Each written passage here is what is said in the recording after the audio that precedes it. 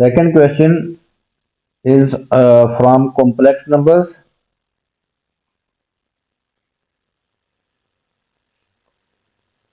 On an organ diagram, shade the region whose points represent complex number z satisfying inequalities z minus 2 iota modulus is less than or equal to z plus 2 minus iota modulus, and argument of z plus 1 lies between 0 and pi by 4. ये दो inequalities हैं, यहाँ पे दो locus बनेंगे दोनों inequalities के।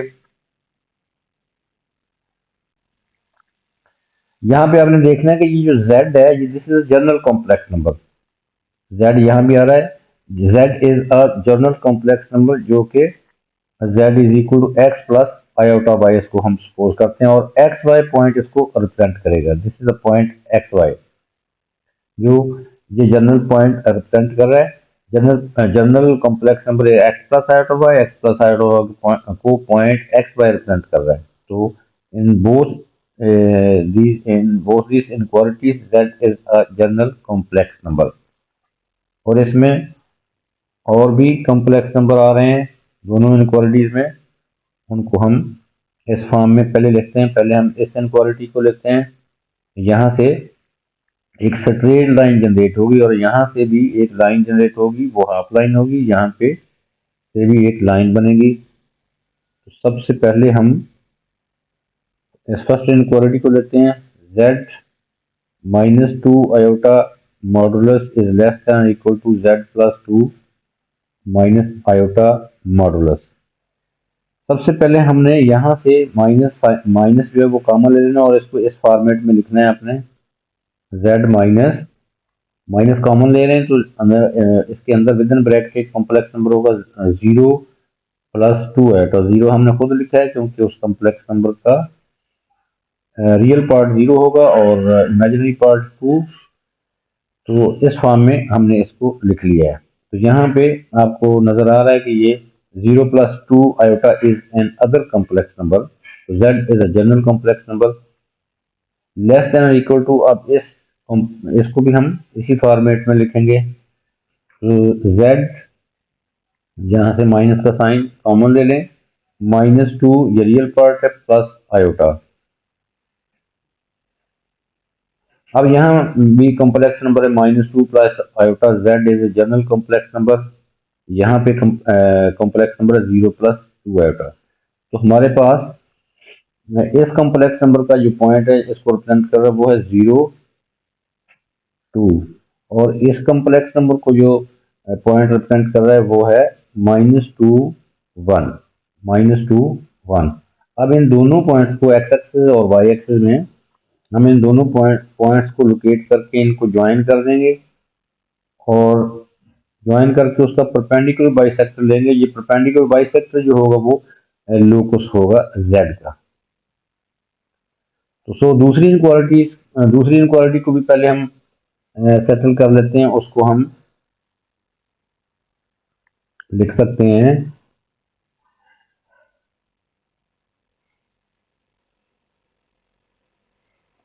दूसरी इनक्वालिटी हमारे पास है argument of z plus 1 lies between 0 and pi by 4। तो यहाँ से लोकस जो है वो हाफ लाइन बनेगी।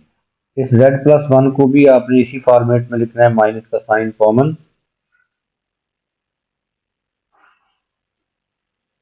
तो z -1 प्लस 0 आयोटा इस फॉर्मेट में लिख लेंगे। अब यहाँ भी इस इनक्वालिटी में भी z जो है जनरल कॉम्प्लेक्स नंबर है और एक और कॉम्प्लेक्स नंबर आ रहा है -1 0, जिसको -1 0 ये पॉइंट रिप्रेजेंट कर रहा है इस कॉम्प्लेक्स नंबर को। तो ये स्टार्टिंग पॉइंट होगा उस हाफ लाइन का, और हाफ लाइन जो है वो एंगल बनाएगी 0 और पाई बाय 4 के दरमियान, यानी 0 पाई बाय 4 एंगल बनेगा। तो यहाँ से भी स्ट्रेट लाइन बनेगी और यहाँ से हाफ लाइन बनेगी। अब हमने करना है यहाँ half line starting from this point -1 0 -1 0 making angle 5/4 with the x-axis और यहाँ पे इन दोनों पॉइंट्स को ज्वाइन करेंगे तो ज्वाइन करके की लाइन बनेगी उस लाइन का हम लेंगे परपेंडिकुलर बाइसेक्टर तो यहाँ से लोकस जो है परपेंडिकुलर बाइसेक्टर होगा विच ज्वाइनिंग दीज 2 पॉइंट्स इस लाइन का परपेंडिकुलर बाइसेक्टर वो होगा locus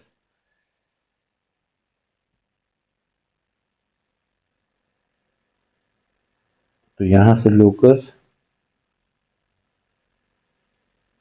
will be a perpendicular bisector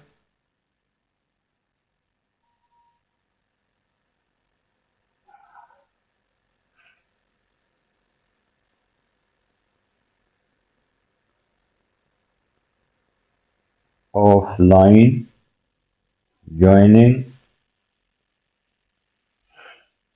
0 2 and -2 1 अब हम इन दोनों लोकस जो है दोनों लोसाई है जो है इनको हम एक्स एक्सिस और वाई एक्सिस जिनको रियल और इमेजिनरी एक्सिस भी कहते हैं उन पे इनको स्केच करेंगे और फिर उसके बाद हम दोनों इनक्वालिटीज जिस एरिया को रिप्रेजेंट कर रही हैं वो उसको शेड कर देंगे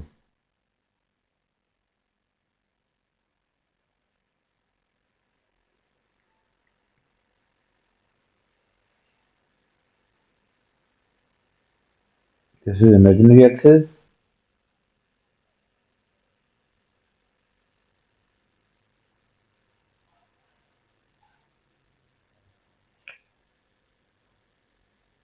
Real axis और this is imaginary axis.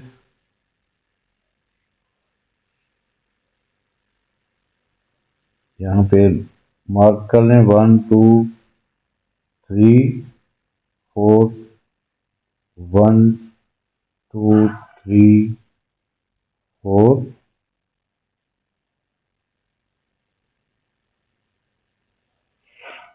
सबसे पहले हम यहाँ पे इन पॉइंट्स को रिप्रेजेंट करेंगे 0 2 और -2 1 0 2 is this point 0 2 and -1 -2 1 -2 1 यहाँ पे होगा -2 और 1 this is the point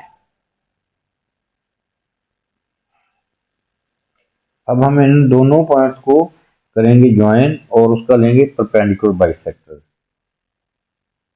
in दोनों पॉइंट्स को ज्वाइन कर देते हैं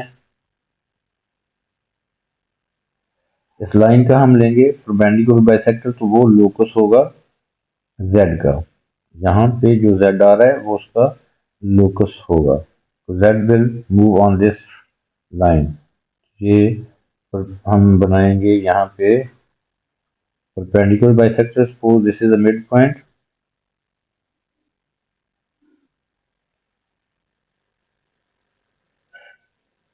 ये होगा z का locus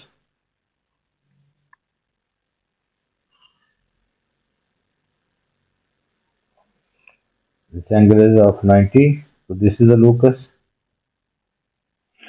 so z will move on this line अब ये जो इनक्वालिटी है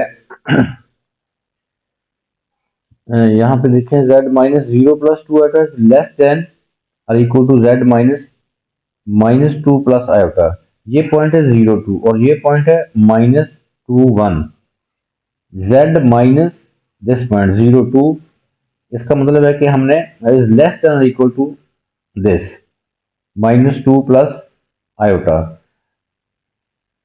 0 2 इज दिस पॉइंट और यहां से z का डिस्टेंस जो है ये डिस्टेंस जो है स्मॉलर है और ये डिस्टेंस ग्रेटर है।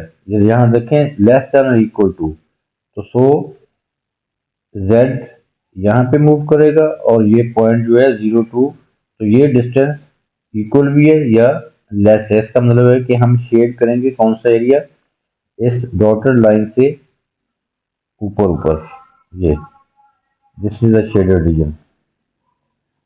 दूसरी इनक्वालिटी जो है वो है half line starting from -1 0 making an angle π/4। -1 0 locate करेंगे, -1 0 is here,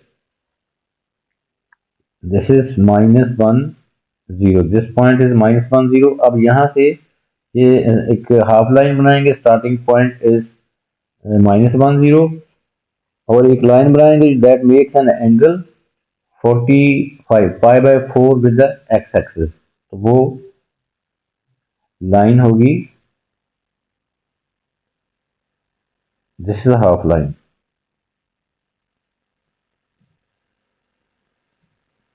this is the half line. और ये एंगल क्या है, दिस एंगल इज π/4, और इसका ग्रेडियंट क्या होगा, tan π/4, tan π/4 is equal to 1। इसका ग्रेडियंट होगा इस लाइन का 1, क्योंकि जो एंगल होता है π/4 उसका हम tan ले लें, tan π/4 वो उस लाइन का ग्रेडियंट होता है। tan π/4 इज 1, तो सो ग्रेडियंट इज 1। तो सो ये लाइन जो है कहाँ से पास करेगी, 1 में से पास करेगी, क्योंकि इसकी इक्वेशन होगी y is equal to x+1, y is equal to x+1 इस लाइन की इक्वेशन होगी, क्योंकि y इंटरसेप्ट इज 1 और ग्रेडियंट इज आल्सो 1, ग्रेडियंट तो x plus y is equal to x+1। ये 0 1 में से क्यों पास करती है, y is equal to x+1 इसकी इक्वेशन है, y is equal to x+1। अगर ये देखें पॉइंट, ये पॉइंट जो है y एक्सिस पे लाई करता है, यहाँ x की वैल्यू 0 होगी, तो x की वैल्यू 0 होगी तो y इज इक्वल टू 1 आएगा। तो so this line will pass through 0 1, ये यहाँ से पास करेगी, ये एंगल 45 है। तो हम दोनों इनक्वालिटीज, जिस एक ये इनक्वालिटी और दूसरी इनक्वालिटी ये है, एक हाफ लाइन है और दूसरी परपेंडिकुलर बाइसेक्टर जो आपके सामने डॉटेड लाइन रिप्रेजेंट कर रही है, ये दोनों इनक्वालिटीज कौन से पोर्शन को शेड करती हैं, कौन से पोर्शन को रिप्रेजेंट करती है, वो एरिया को हमने शेड करना है, वो एरिया है ये इस डॉटेड लाइन से ऊपर और इस ब्लू लाइन से नीचे, this is the required region. इसको हम शेड कर देते हैं।